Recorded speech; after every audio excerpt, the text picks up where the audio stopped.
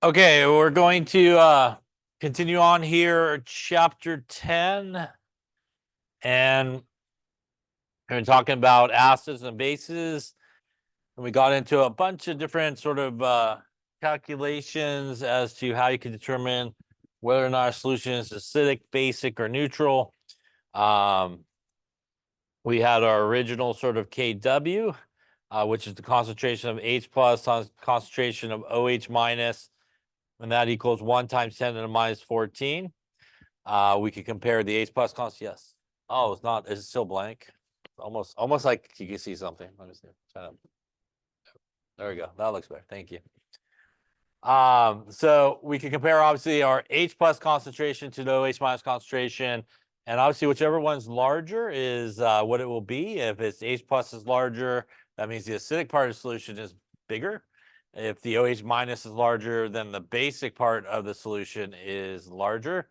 And obviously, if they're equal to each other, then it would be a neutral solution with a pH of 7. We then talked about really the pH scale. And again, the pH scale does run from 0 to 7 to 14. And less than 7 is acidic. Above 7 is basic.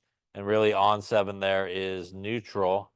And again, as you go from 7 towards 0, you become more acidic.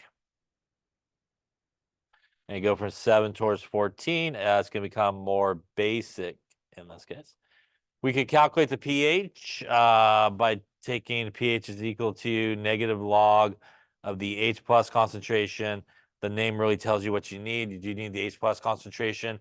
Or remember, in any of these formulas, H3O plus could just be interchanged for it. So same deal.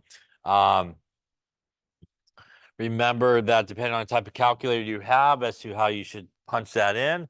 Again, on pretty much all these formulas, if you have a display calculator, you're pretty much just going to punch in exactly how the formula is.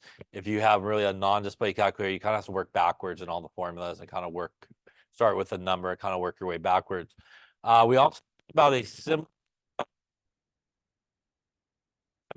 that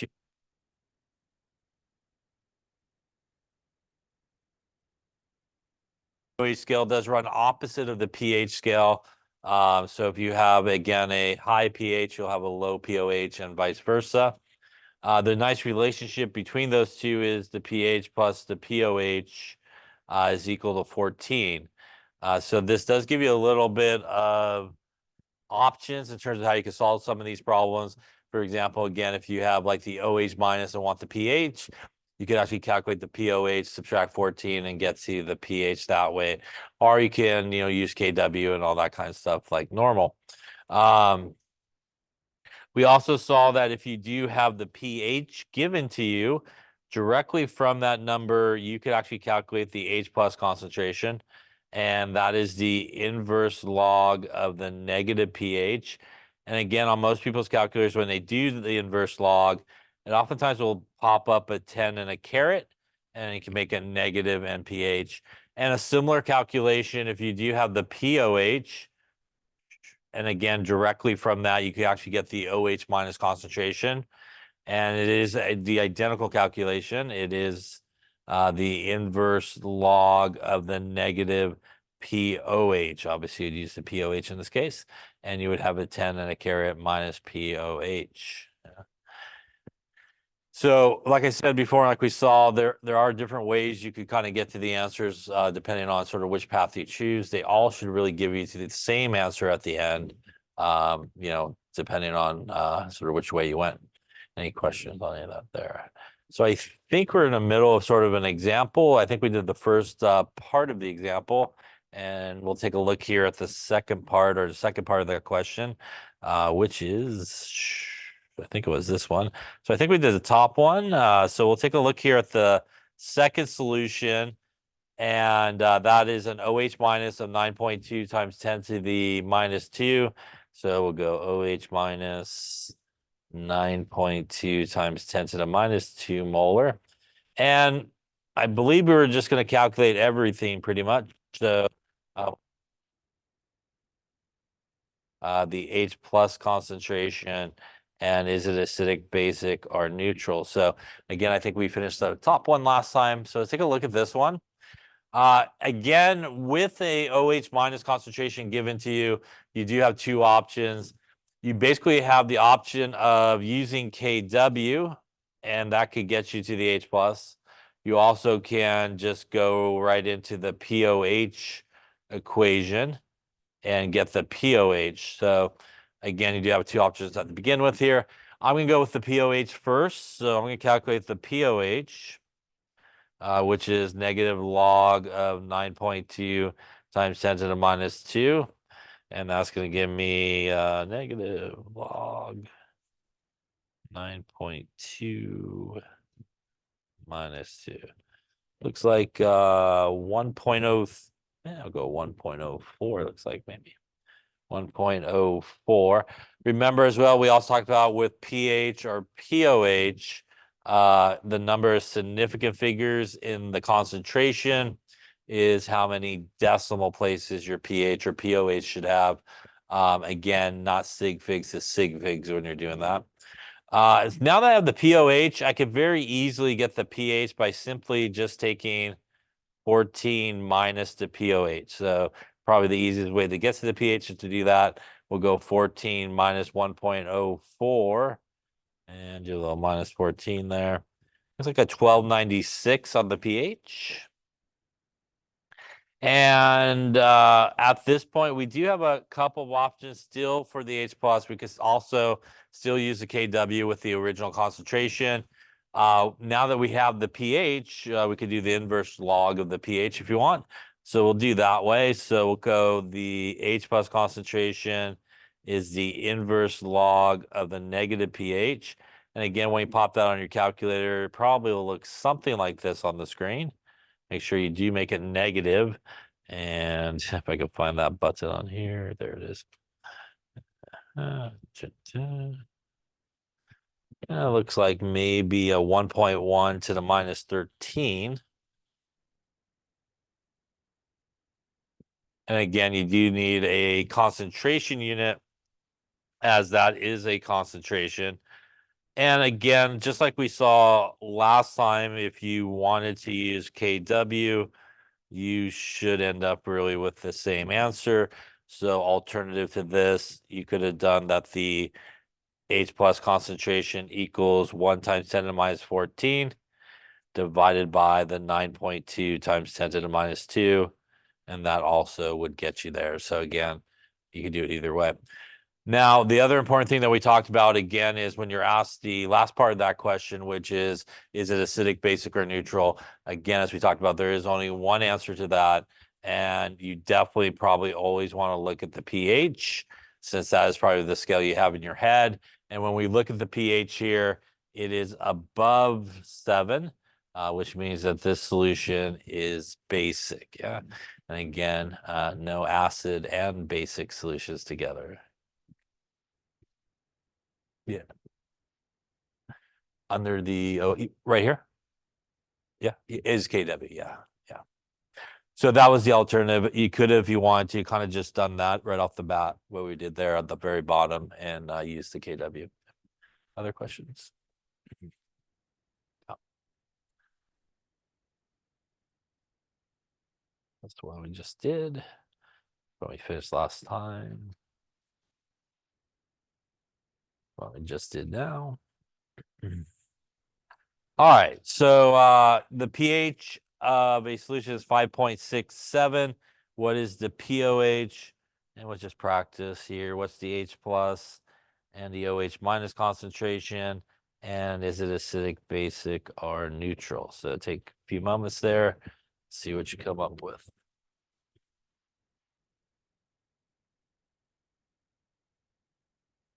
Okay, let's take a look. So in this case, we have the pH. So the POH should be not too bad to calculate. The pH plus the POH again equals 14. So that means that if we're looking for the POH, we're going to go 14 minus our pH here. And that's going to get us here 8.33 for our POH. Now that I have the pH and I also have the POH, I can also get the H plus and OH minus concentration. So We'll get the H plus concentration, which would be the inverse log of the negative pH. And that's basically, again, a 10 and a caret negative 5.67. A reminder that if you have, again, a display calculator, you would hit your second button, you would hit your log button, you would then hit your negative button, and 5.67 hit equals. If you have a non-display calculator, again, you would start with 5.67, hit your negative button, hit your second button, and hit your log button. And again, that should get you to the answer depending on which way you got. So let me try that myself here. So we can go shift log negative 5.67. That's a lot of zeros. So we're gonna get an H plus concentration here of looks like 2.1. And I think it's 1, 2, 3, 4, 5, 6 times 10 to the minus 6 molar, if I didn't miscount there. At this point, once you actually have the H plus, you do have two options. You could go to KW at this point. You could also just use the POH and do the same calculation.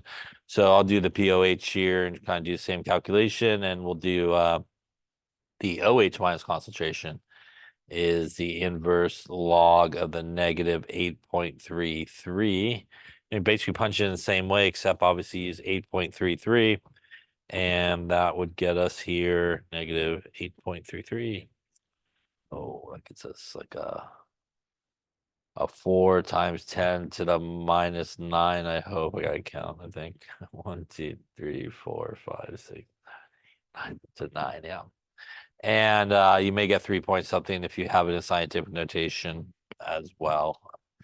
My calculator just ran out of space, so rounded the last number to a 4, but it might be 3 point something if you go scientific notation on. That means lastly here, we're going to look for acidic, basic, or neutral. Remember, we're going to be looking at the pH, which is less than 7, and that's going to be acidic in this case. Yeah. Any questions on any of those? Yeah. You got I think it should be 4. That's my calculator. Because I'm assuming with my 4, it's actually 3 point something, to be honest with you. Yeah, at the very end. Yeah. Let me see here. 8 times 10 to minus 9, so I was rounded. I don't know. My calculator apparently went a little crazier. Bad rounding on mine, apparently. We'll go with that.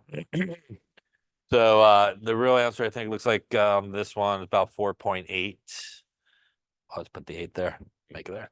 4.8 times 10 to the minus 9 in that case. Any questions on that there? No. Okay.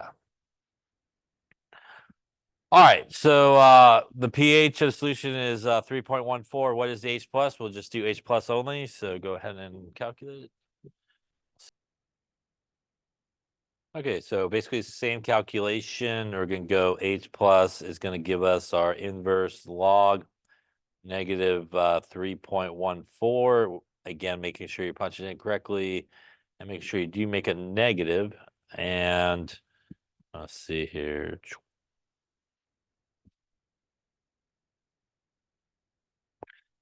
Looks like perhaps 7.2 times 10 to the negative 4. Looks like.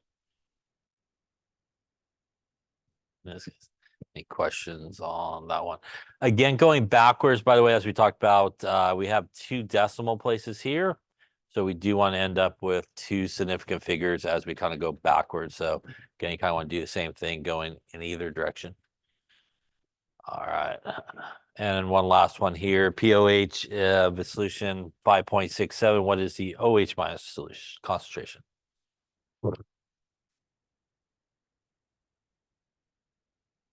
Okay, so in this case, we have the POH, which means directly from that, we can get the OH minus concentration. And it is nicely the same calculation as the other one. Except obviously here, we're going to use our POH. So again, on your calculator, it should look probably something like that. And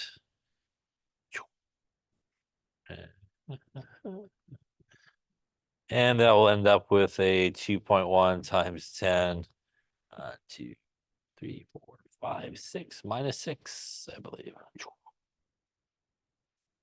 Any questions on how to calculate pH, POH, H plus, OH minus? So as you can see, there are, again, different ways you could get to it. Just choose whichever way comes to your mind. Yes, and works for you. All right. All right. So up until this point, we've sort of seen our calculated pH and POH and all that based off a sort of generic, like this is the H plus concentration or the OH minus concentration. Now, sometimes you may actually be given a formula for an acid or a base. And in our class, if you are given a formula for an acid and base, it will definitely be a strong acid or a strong base. And that's because a weak acid or weak base to calculate the pH is a much longer calculation that we never talk about in here ever. So good thing is if you see it, you can probably safely assume that it's going to be strong. So what does that mean? If we take something like hydrochloric acid, because it is a strong acid, it will 100% break apart because it's a strong electrolyte into its ions. And that's important because it 100% breaks apart over here, and we're thinking about the pH of that solution. What we're really interested in is the H plus concentration, right? So that's really what we're interested in. And the good news is, for example, if we did have a 0.1 molar hydrochloric acid solution, because this guy here on the left is 1 molar or 0.1 molar, and it breaks apart into H plus and Cl minus. It is again 1-to-1 relationship between those two, as we talked about when we talked about molarity, which means really the concentration of the H plus that we would need to calculate the pH is also going to be, in this case, 0.1 molar. The good news is, if you remember that list of sort of strong acids, those 6 of them, most of them are what are known as monoprotic, which means they just have one hydrogen, which means pretty much whatever the concentration of the acid is going to be the concentration of the H plus. That's pretty much going to be a 1-to-1 relationship all the way through there. So what that would mean is if we wanted the pH here, we could just go into our pH equation with that 0.1 molar, and that would give us, in this case, a pH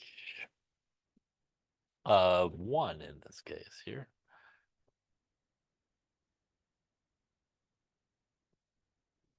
Now, what happens if you had a strong base? Let's say we had sodium hydroxide and we had a 0.1 molar sodium hydroxide and we wanted the pH of it.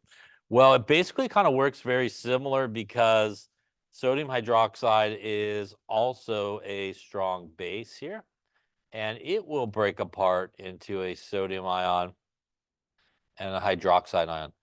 Now, in this particular case, we are looking for the pH, which is minus the log of the H plus concentration, but we don't have any H plus in our little formula here, but we have something just as good, which is we have OH minus. So because it's a base, it will allow us, for example, if we know that is 0.1 molar, it's a 1-to-1 relationship here between the sodium hydroxide and the hydroxide. That will not allow us to directly calculate the pH, but we can get to the POH from that, right? Because that's an OH minus concentration. So we could calculate the POH, which would be minus the log of 0.1. And that's going to give us a POH of 1. And if we want our pH, that would then be 14 minus 1, which would give us 13, I think. And 13 is definitely basic, and so is sodium hydroxide, right? A base. So you could do this with both strong acids and strong bases. In the case of strong acids, you just get the H plus concentration into the pH. In the case of a strong base, you get the OH minus. You could calculate the POH, and then basically just subtract 14 to get to the pH. Any questions on that there? All right.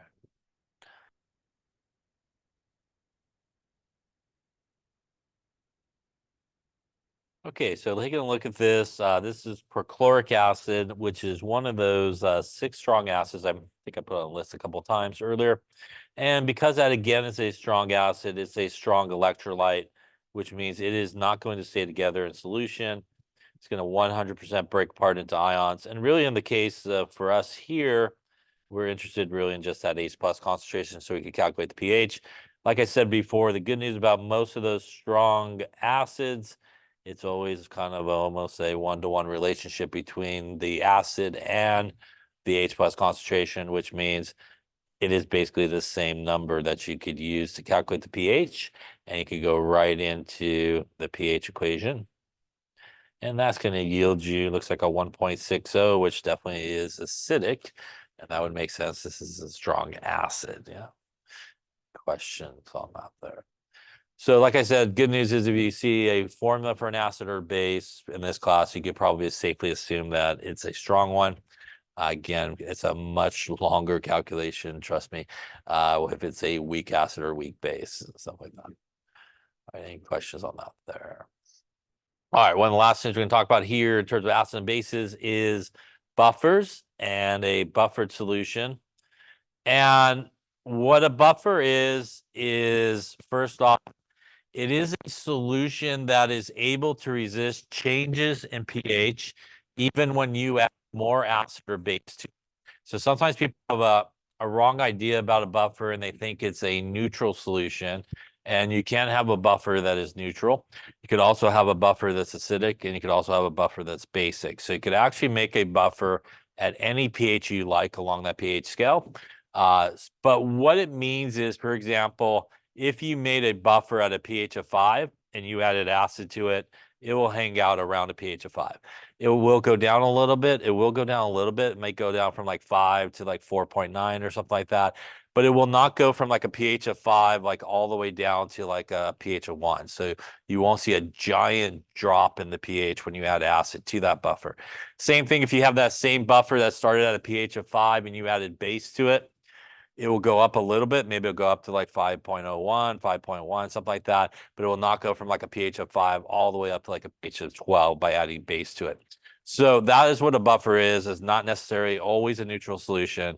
It is a solution that can basically resist really big jumps in pH, either up or down, when you add additional acid or base to it. The reason it's able to do that is actually what it is made out of. And you can make a buffer out of a combination of two things. You can either make a buffer out of a weak acid and the salt of its conjugate base,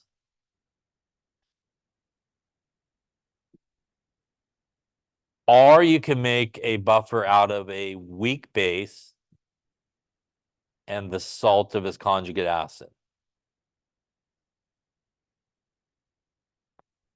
A buffer cannot be made out of anything that is a strong acid or a strong base. So you cannot have a buffer that is made out of a strong acid or strong base. It has to be weak. So this is also why knowing those 6 kind of strong acids will help you maybe in the buffer avenue. If it is one of those strong 6 there, it definitely is not a buffer. So if it's one of those strong acids, definitely cannot be a buffer. Now, how is it able to do that? When you have a weak acid, as we talked about, it is essentially a weak electrolyte.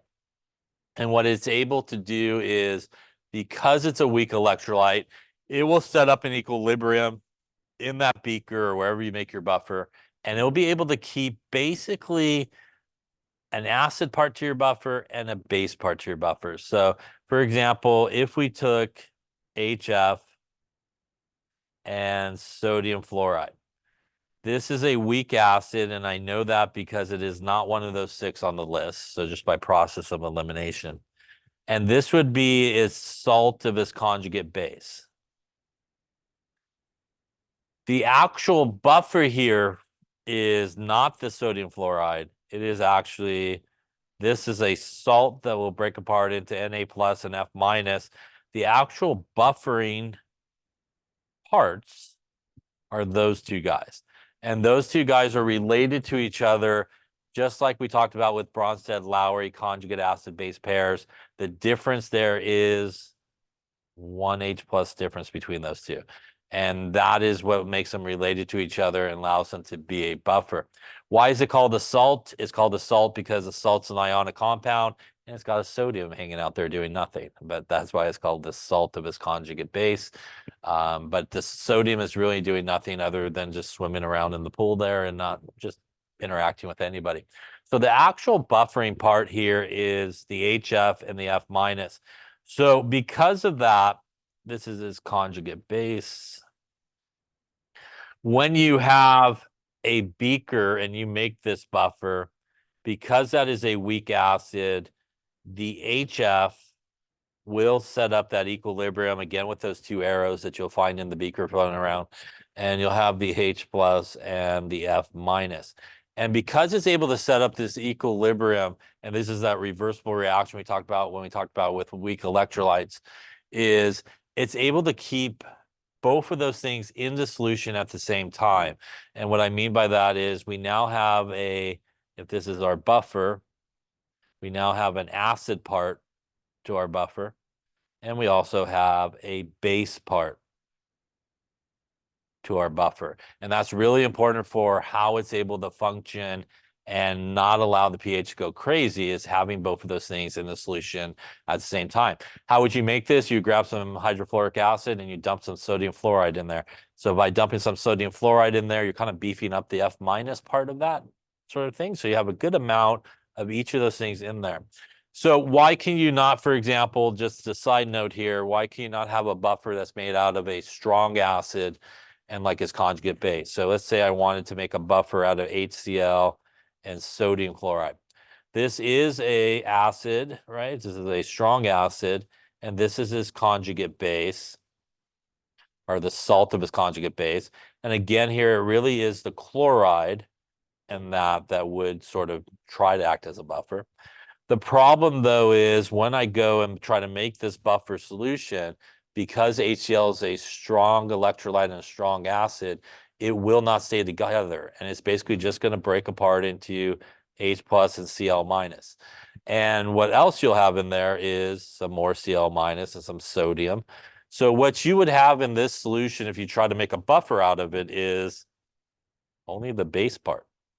You don't have the acid part, and it's not going to be able to function as a buffer because it's missing that important part of it, which is the acid part of the buffer. So that is why something that is strong, because it doesn't set up that equilibrium to keep everybody in solution at the same time, it cannot act as a buffer because it's missing either the acid part of the buffer or the base part of the buffer, basically, in this situation. So we have this buffer here, and it's both in there to begin with, and that is what's going to allow it basically to resist changes in pH.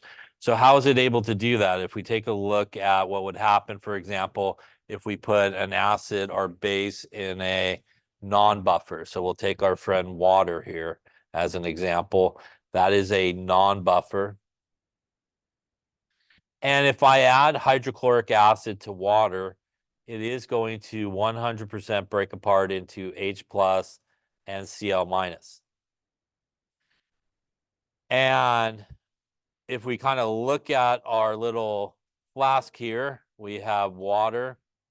And when I do that and I send it in there, I am going to create very quickly a lot of H plus and some Cl minuses.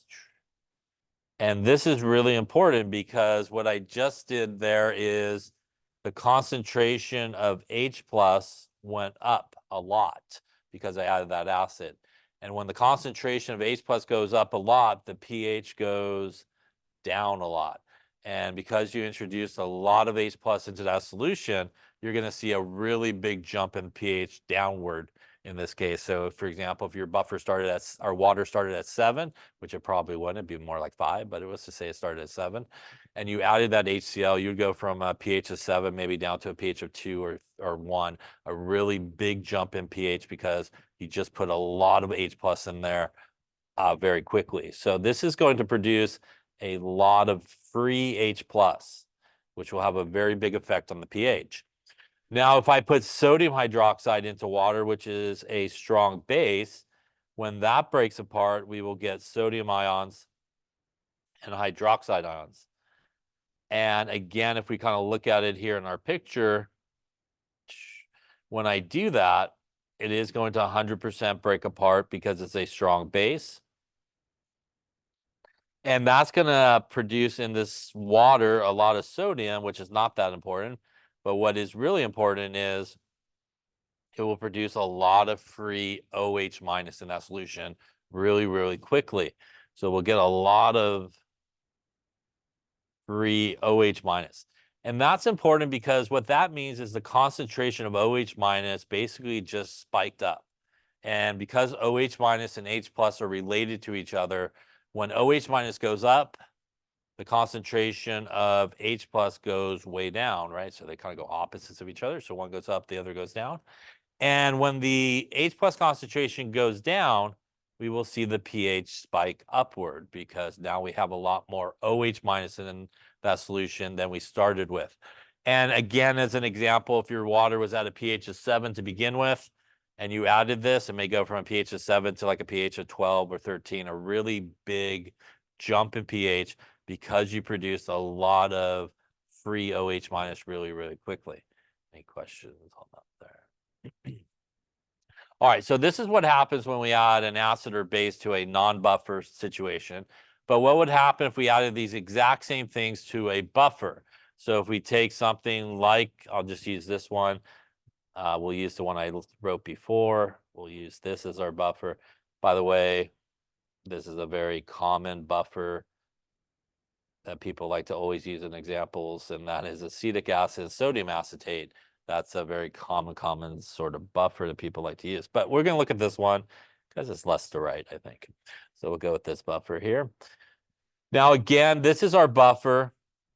And we basically have, as I mentioned before, the acid part of our buffer and the base part of our buffer. And again, they are both in that solution, as we talked about earlier, to begin with.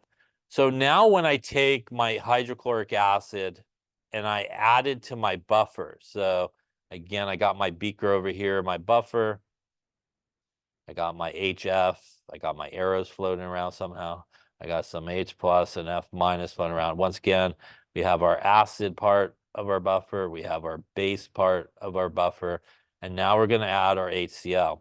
And when we add our HCl, as we just talked about, it is a source of H plus and Cl minus is going to break apart, but it is going to react with our buffer. So since this is an acid, will it react with my acid part of the buffer, base part of the buffer? Those reactions we learned are called acid, what type? Acid base reactions, yeah? So when I add my hydrochloric acid to this buffer, it's going to go find the base part of the buffer, and you're actually going to get a reaction that's going to occur. You're going to get a double displacement reaction that will occur in this case, and you'll have positive, negative, positive, negative. We're going to switch partners, right? We're going to switch partners. And it will make here, when we do switch partners, HF, and it will make sodium chloride. Now, this always happens when you add acid or base to a buffer. We actually made, as a result of that reaction, the other half of the buffer. So, right, the other half of the buffer is HF. So we actually made some of our buffer that we started with. And that obviously is not going to screw up the pH. We made this salt, and this salt is a neutral salt. It will not mess up the pH. But more importantly, it's actually what we don't see here on the product side that we did see when we added the acid to water. When we added the acid to water, what did we have on the product side? We had a bunch of free H plus, yeah? And when we look at what happens when we add it to the base, there is no free H plus. And that's really important because normally when you add acid, you're adding H plus to the solution. But in this case, it kind of gets tied up and doesn't allow it to be freely floating around in the solution. So what that means is the concentration of H plus stays relatively constant. And if the H plus concentration stays relatively constant, then the pH will stay relatively constant as well. Now, I say relatively constant because in reality, it will go down a little bit, the pH, but you will not see a really giant drop in the pH. So like I said before, maybe it starts at 7 and ends at like 6.9 or something like that. So a small little adjustment downward because you did add a little bit of acid. but you will not see it go from 7 to like a pH of 1 and a really giant drop in pH. And that's because there's no free H plus. And that's what's happening here. So when this H plus comes in from the acid, it will go and find our base part of the buffer, and it actually will tie up that H plus and make more HF that was there originally. So again, it prevents any formation of new H plus. Whatever the amount of H plus we had there essentially remains constant. And again, that's why the pH doesn't go crazy. Any questions on that there? Now, what happens if we add our base to this buffer? So if we add our sodium hydroxide, it also will react with our buffer. And since sodium hydroxide is a base, it will react with the acid part of the buffer. And we will actually get an acid-base reaction that will occur here. And again, it's still a double displacement. And we're going to switch partners like so. And we will make water. And we will make some sodium fluoride in this case. And once again, if we take a look at it sort of beaker-wise here, we have our buffer. We have originally our HF setting up that equilibrium. And when we add the sodium hydroxide, that's going to be sodium and hydroxide. So it will come in to react here. And again, it's going to react with the acid. So what we see here is we make water, which obviously will not affect the pH of the solution. It's neutral. And we make, once again, like we saw above, the other part of the buffer. So that's why buffers can kind of last for a good period of time. Even though you use a little bit of the buffer, you actually make the other part of the buffer. So it's almost regenerating half of the buffer every time you react it with it. And this was part of the buffer.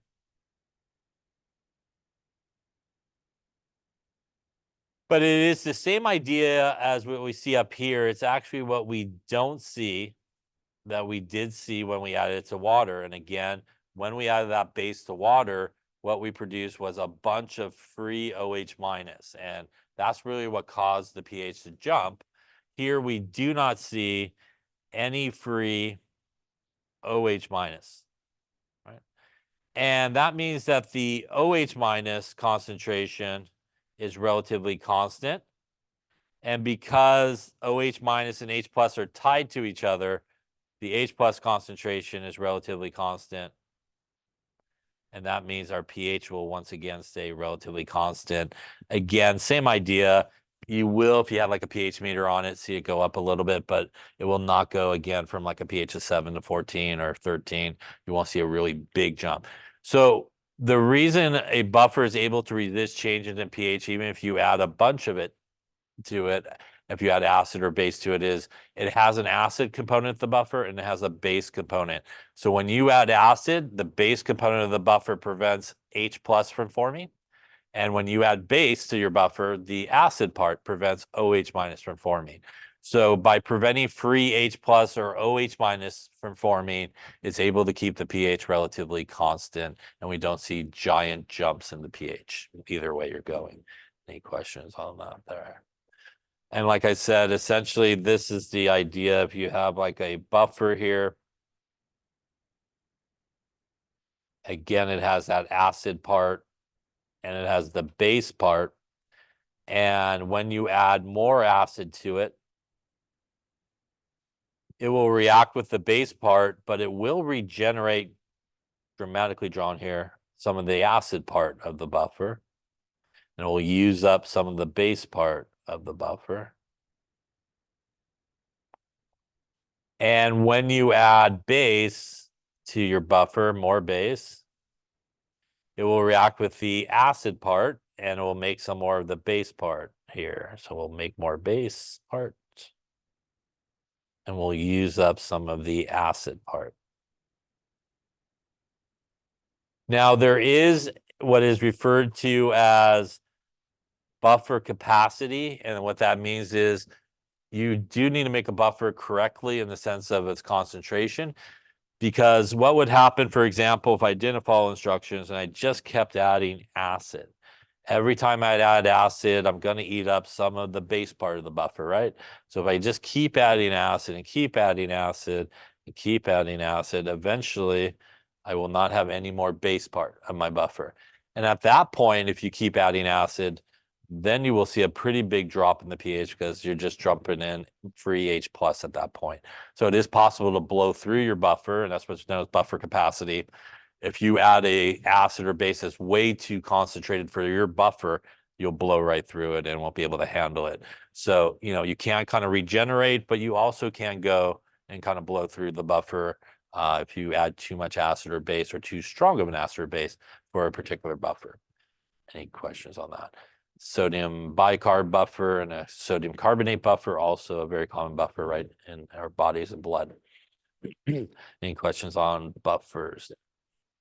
All right, the last thing in this chapter, which is Le Chatelier's principle, which I always forget to talk about, so I'll talk about it now since I see it. So Le Chatelier's principle involves actually reversible type of reactions, and they're these reactions that we kind of saw with weak electrolytes and weak acids. So in a reversible type reaction, we have those arrows that head in both directions. And this will basically set up an equilibrium. And again, those arrows mean that it is a forward direction as it goes from reactants to products. But at some point, once you start making some products, they will actually recombine and go back the other way. And you'll get the reverse reaction that will occur. So those products will go back and make some reactants in this case. And when it reaches equilibrium, it doesn't mean, like the name kind of sounds like, that you have equal amounts of stuff on both sides of the arrow. It means that it's actually talking about the rate of the forward direction will equal the rate of the reverse direction. So just as quick as it goes to the product side, it's just going to turn around and come back the other way. So because they're going back and forth at the exact same rate, what that means is not necessarily you have equal amounts of everything on both sides. It will lock everybody into place. So whatever their concentrations are when it reaches equilibrium, they basically will just be able to maintain them forever unless you do something to screw it up. And it's just constantly going back and forth at the same rate, locks everybody into whatever their concentrations are at that point. You can write an expression for a equilibrium situation, which is known as the equilibrium constant.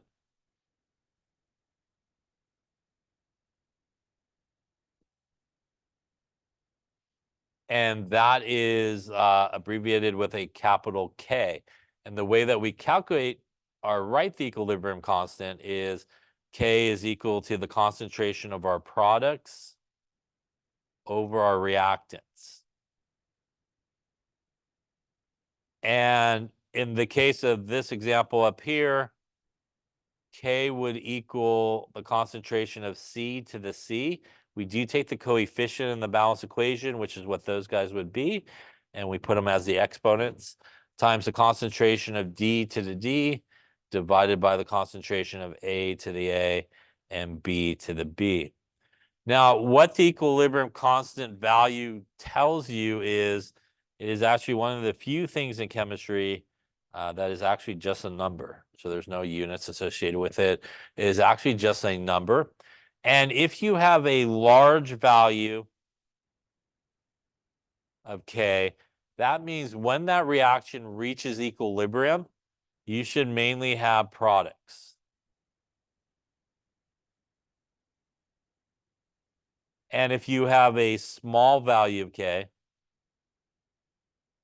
that means when you reach equilibrium, you should mainly have reactants. And that is basically just math, right? If I take a large number on top divided by a small number, I get a large number, right? So that means I mainly have products. If I take a small number on top divided by a larger number on the bottom, I'll end up with a small number, which means I have mainly reactants. We have actually seen a K value. That's our friend Kw is an equilibrium constant value. That Kw that we used in this chapter for H plus and OH minus, that's actually an equilibrium constant for water. Water actually sets up an equilibrium with itself. And again, that's where the Kw comes from.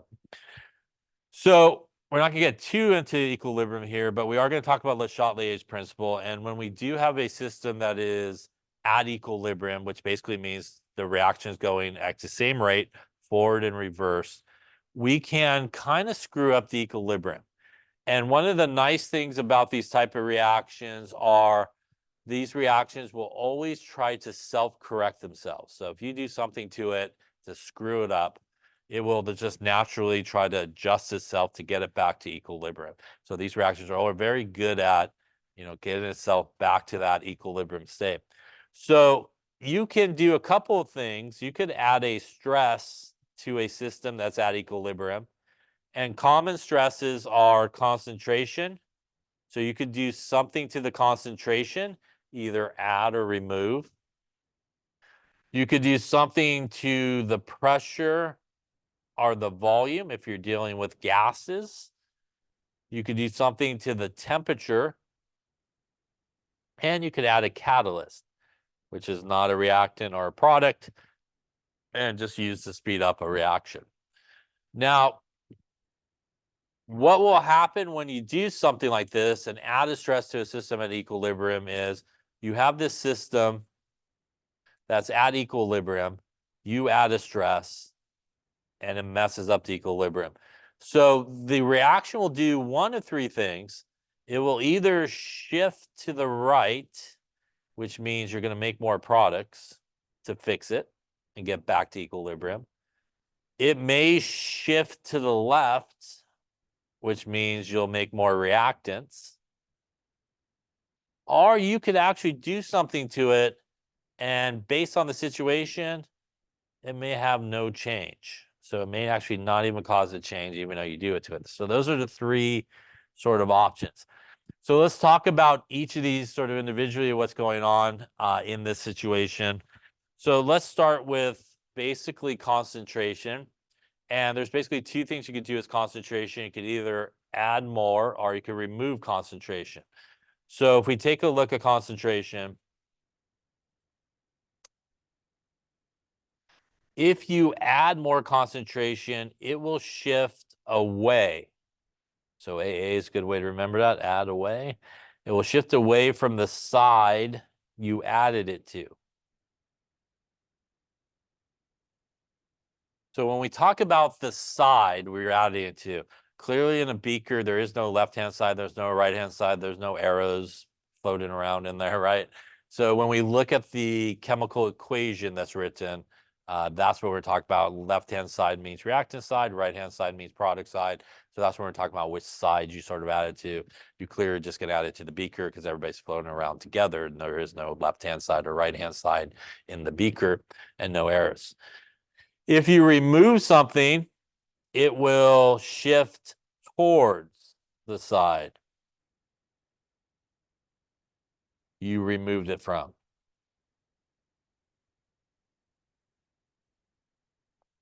So if you add, it goes away. If you remove something, you could think of it like you made a hole on that side and it's got to kind of go towards that side to fill the hole, basically. And that's a good way to kind of think about it. So adding is really simple. You can just pick something off the shelf and add it to your beaker that's in the reaction, like sodium ions or something like that. To remove something, typically the way we remove something is we could add something that makes a solid, or we could add something that, maybe makes water is another way that we can move it. The two things that are not included in that equilibrium expression are things that are solid and liquid. So things that are solid and liquid have kind of no effect on equilibrium. So one way we could remove something is to make something a solid, or precipitate out something as a solid, or make some water, which is a pure liquid. So just to kind of illustrate this concentration idea, we have a sort of seesaw here, a teeter-totter, and we got some professionally drawn stick figures. That's advanced stick figures. They have faces there. And this side is reactant side, and this side is the product side. Now, let's just say that we decided to add more products to this reaction. So somebody hops on over here. That's going to cause this to occur, right? So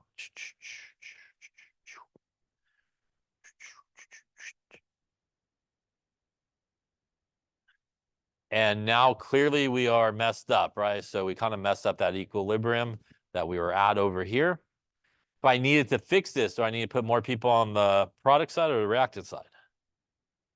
Yeah, the reactant side, right? So I added over here, and the equilibrium needs to shift away from the side I added it to get back to equilibrium. And now we will get back to a nice equilibrium situation.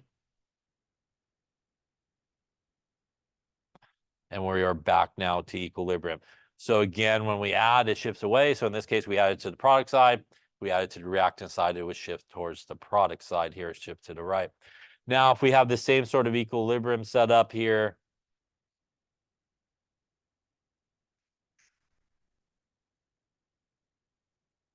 that's our reactants and our products. We decide to remove some products, like this guy decides, hey, I'm just going to jump off that thing, right? That's going to cause this to occur, I imagine. Besides the fact that we clearly can see we should not be on the left-hand side of this thing. That's going to mess up the equilibrium, right? And to fix this, I need to put more people on the reactant side or product side in this case. Product, yeah. So I removed over here. So to kind of like fill the hole, I got to shift towards that way to bring this back to equilibrium. And that will then get us back to an equilibrium situation at this point. Any questions on that there? Yeah. So that is concentration. Let's talk a little bit about what happens with pressure and volume. And this is usually involving some type of equilibrium that has gases. And pressure and volume are related to each other, as was in that gas chapter through our friend Boyle's law. Boyle's law tells us that as the pressure goes up, the volume goes down, and an opposite relationship there. And vice versa, if the pressure goes down, the volume will go up. So what happens in this situation is if the pressure goes up, that's sort of the change, you're going to have a very small volume. And if I have a small volume, would I need to have more gas molecules or less gas molecules? If the change was the pressure went up, I kind of want to bring it back down. Should I have more or less gas molecules in a small area? I would need less gas molecules, right? If I had more gas molecules, they're going to start colliding a lot faster, right? Because they got nowhere to move. And that's going to continue to make the pressure rise. So we want to kind of bring the pressure back down. So in this situation, small volume means it will shift to the side with the least number of gas molecules. So you can basically look at the equation, whichever ones have G's, add up the coefficients, and whichever side has the least number of gas molecules is where it would shift to. Opposite is true here. The change is the pressure starts to drop.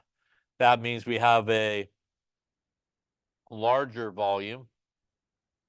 And in that larger volume, if we want to bring the pressure back up, we would need actually more gas molecules to cause more collisions, and that should bring our pressure hopefully back up as a result of that. And it would shift to the side with more gas molecules. Again, that is reaction dependent as to which side is which. So for example, here, if we had 2A plus 3B goes to 2C. What will happen if, will it shift to the left? Will it shift to the right? Or will there be no change if I do the following things?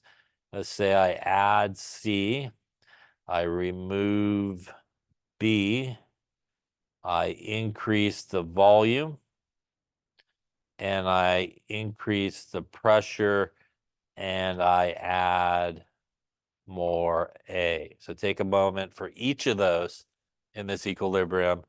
Which way will it shift, to the left, to the right, or will there be no change if you do those things to it? And remember that when we add, it goes away. So I added to the right-hand side, it is going to cause the reaction to shift to the left here. So we would shift to the left. Any questions on that? What's really happening in this case is you actually have more products and reactants, so that's going to cause the reverse reaction to actually occur, and that's why it shifts that way. If I remove B, B is over here on the reactant side. And when I remove, it goes towards the side I removed it. Again, it's kind of like making a hole over here, and we need to kind of fix it and fill it. So we will shift towards the side we removed it to. And the real reason for that is the same. You actually now will have more products and reactants. So it's actually going to cause the reverse reaction to occur because you just have more products available than reactants in that case.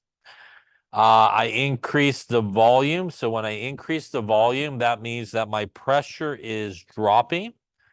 So when my pressure drops, I want to bring it back up. So large volume means more gas molecules is what I need. So when I look at this equation, this is a gas, that's 2 gas molecules there. That's a gas, that's 3 gas molecules for a total of 5 gas molecules on the left-hand side, just adding up the coefficients. Over here, we have 2 gas molecules.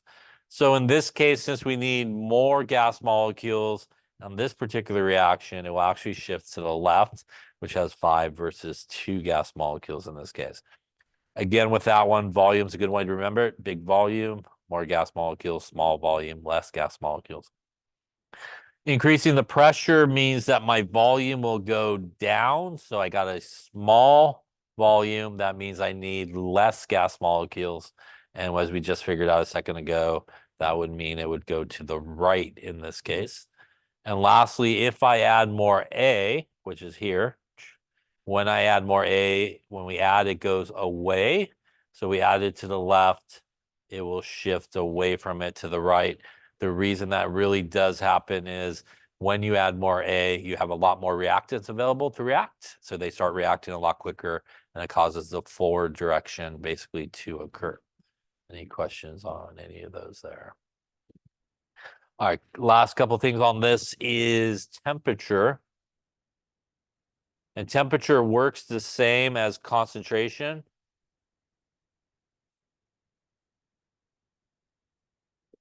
And that means if we increase the temperature, it will shift away. And if we decrease the temperature, it will shift towards it. Now, the important thing is to know which side is sort of temperature on. And that has to do with energy and what type of reaction you have. If you have an exothermic reaction, exothermic means heat and energy has been released.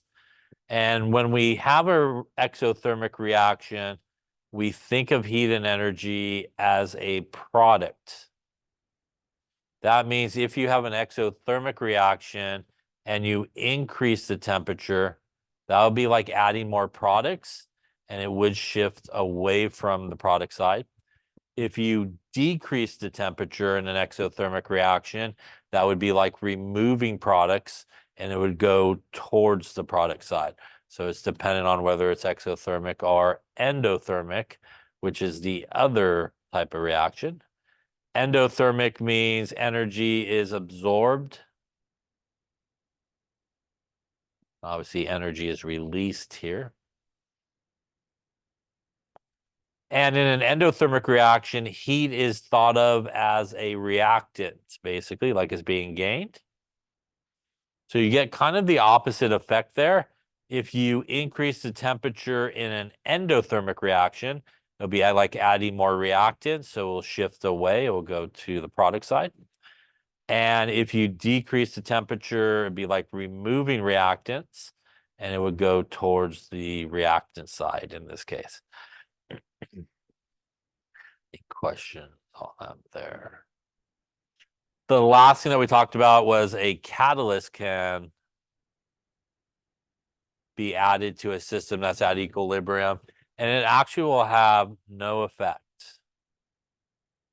on the equilibrium.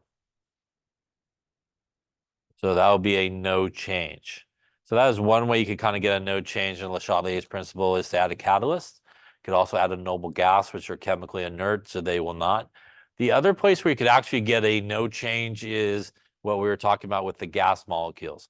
Now, if I had a reaction where there's like 2 gas molecules on the left and 2 on the right, there is no more or less, right? It's a tie, and that would give you a no change that could occur. So in that situation, if you're counting up gas molecules, you have equal numbers on each side, and you do something to the pressure or volume, that also is another way you could kind of get a no change. Any questions on Le Chatelier's principle there? Okay, that wraps up chapter 10.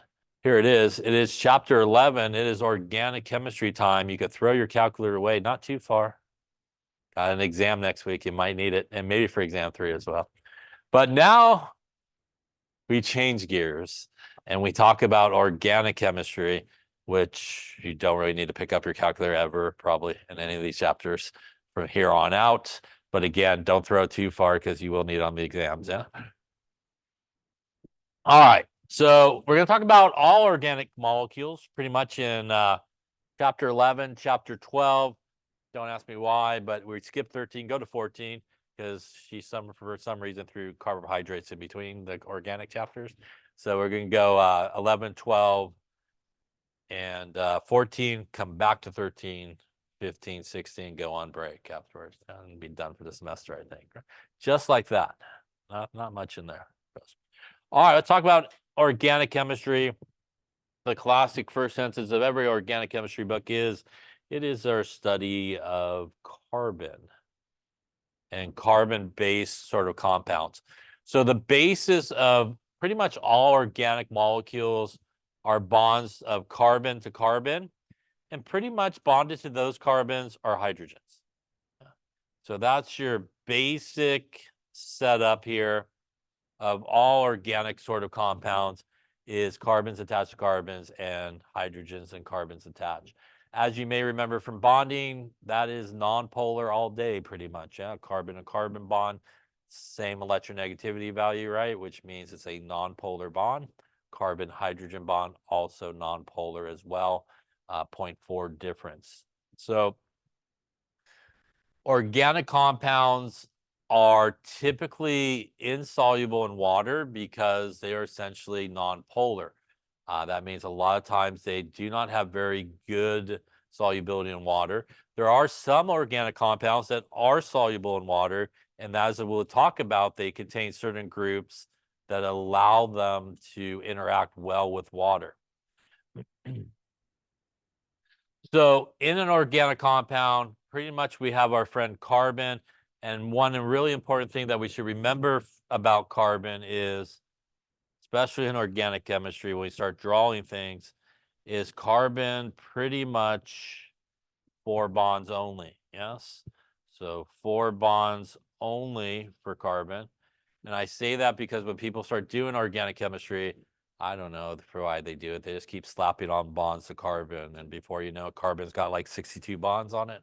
And it's a lot. Yeah. So you still have to obey the octet rule with carbon, right? So it should never have more than 8 electrons. It can never go more than 8 ever. And it should always pretty much make 4 bonds in organic chemistry. You very rarely will see carbon with dots on it. It will pretty much bond out along the way. The other super important thing with organic molecules, speaking of drawing, is our friend hydrogen. Yes, hydrogen, as we talked about in bonding, follows the duet rule, which means it just needs 2 electrons. So you should never, as we talked about when we did bonding, you should never double bond, triple bond, put dots around hydrogen. Again, it should only have 2 electrons, right? Now, we do see other types of compounds and elements present, oxygen, sulfur, nitrogen, phosphorus, and some halogens. And again, as we substitute out hydrogens, we will make different types of organic compounds. And there are things that are known as functional groups in organic chemistry. And functional groups are the part of the molecule that's really kind of the most important part of the molecule. It's the part that allows it, for example, to maybe interact with other molecules. It gives it certain properties that are present. Because organic compounds are pretty much all nonmetals, they have covalent bonds and they share electrons. Again, a majority of them will have nonpolar bonds, but there are some polar bonds that do sort of happen in organic molecules. But because they are mainly nonpolar and they have those dispersion forces that we talked about, which are those really, really weak intermolecular forces, they typically will have very low melting points, very low boiling points, and they're usually very, very flammable. So if you think about the first several organic compounds like methane, propane, and butane, those are all quite flammable type stuff. And that's because they're held together by super weak interactions and they're in the gas phase super easy and they can obviously be ignited very, very easy. So again, they're typically insoluble in water because of that dispersion forces. Remember that water is trying to use hydrogen bonding, and the two things do not mix. If you remember what we talked about when we talked about sort of solutions, like dissolves like, right? So polar and polar things are good. Non-polar and polar things, not so good. They don't mix. And that's essentially what you get in a lot of cases when you take an organic compound that is non-polar and try to mix with something like water, which is polar. They definitely will not mix. All right.